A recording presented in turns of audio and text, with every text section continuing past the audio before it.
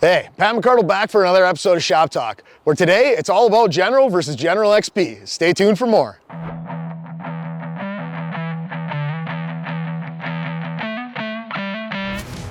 All right, so as you think back on the history of the General platform, the original General came out back in 2015, and it was really kind of in that space between a RZR that was pure sport oriented and a Ranger that was really more on the utility side. The General really fit squarely in between the two, where it had some of the work capability of a Ranger with a dump box on the back. It had a lot of the trail capability of a RZR since it was actually built off a RZR chassis, but it was stretched out a little bit to get a little more room in the cockpit.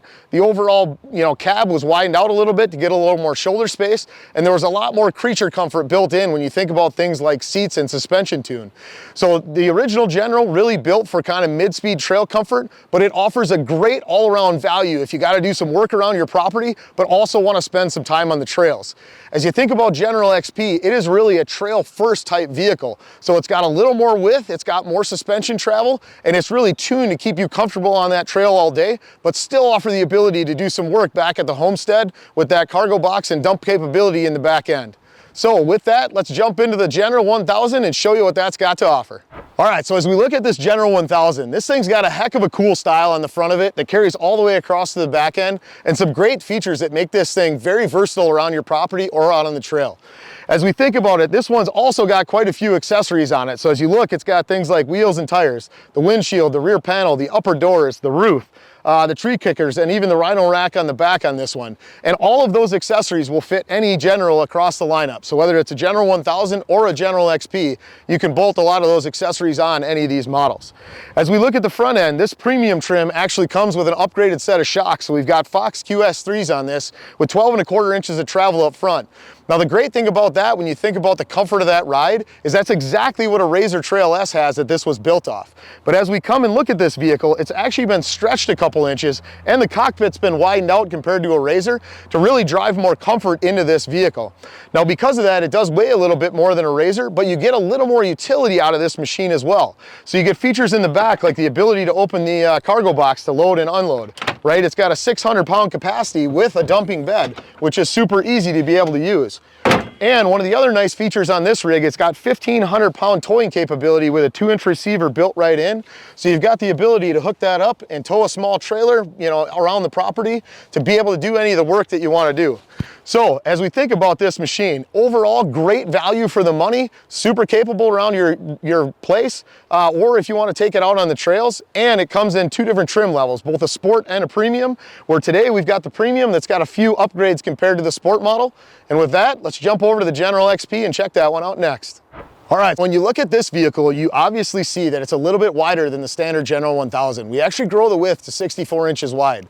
So as you think about that from a wheel and tire perspective, it's 4 inches wider than the standard model. Even though if you look on a spec sheet, the General is sitting at 62.5. That's partially because the bodywork sticks out a little wider than the tires on the standard General 1000, whereas the tires stick out a bit further on the General XP.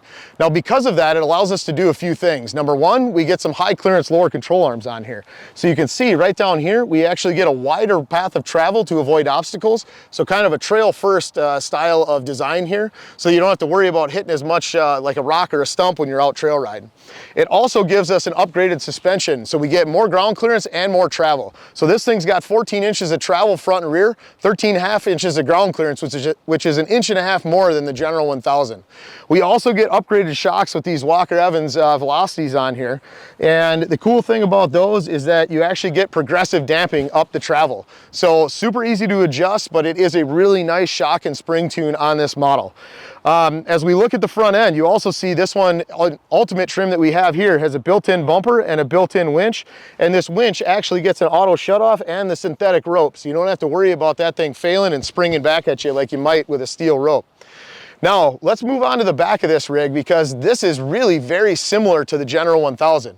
Same dump box on the back, same tailgate. Overall, other than the suspension differences, the driveline and engine are virtually identical. So you get a great 100 horsepower motor, you got plenty of power to move this thing around, but overall, this back third outside of the suspension is basically the same on both of these models.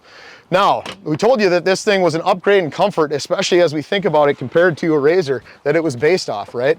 So as I jump into this thing, one of the first things you might notice is that I've got way more clearance between my knee and the dash. That's really driven off a couple things. Number one, we extended the wheelbase, which allowed us to get more inches in the cockpit, if you will.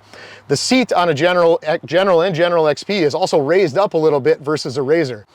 The other thing about these seats that's really nice is that the bottom pad is actually extended a couple inches forward compared to a RZR. So I get a lot better thigh support, especially when you're out on a long day on a vehicle. You'll tend to notice that. You might not right away on the showroom, although some people do pick it up, but the seats in a General are actually an upgrade over a RZR Trail or Trail S because of that.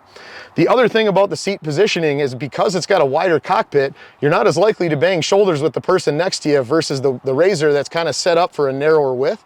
This one's set up to be wide all the time, so you get a nice built-in center console with some storage, right? You've got a grab handle for the passenger, you still got a glove box. And when you think you've got tilt steering, there's a nice gauge right behind the steering wheel.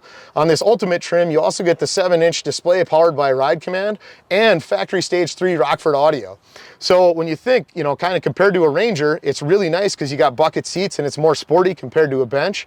When you think compared to a RZR, it's a little more luxurious in here, right? I've got these full coverage half doors. They do a really nice job keeping the mud out. If you want to add the accessory uppers, windshield and back, like the General that we've got here, you certainly can. But overall, this General XP is set up for a full day of trail riding, and it still has the ability to, you know, tow and carry some cargo in the back so that you can do some work around your property.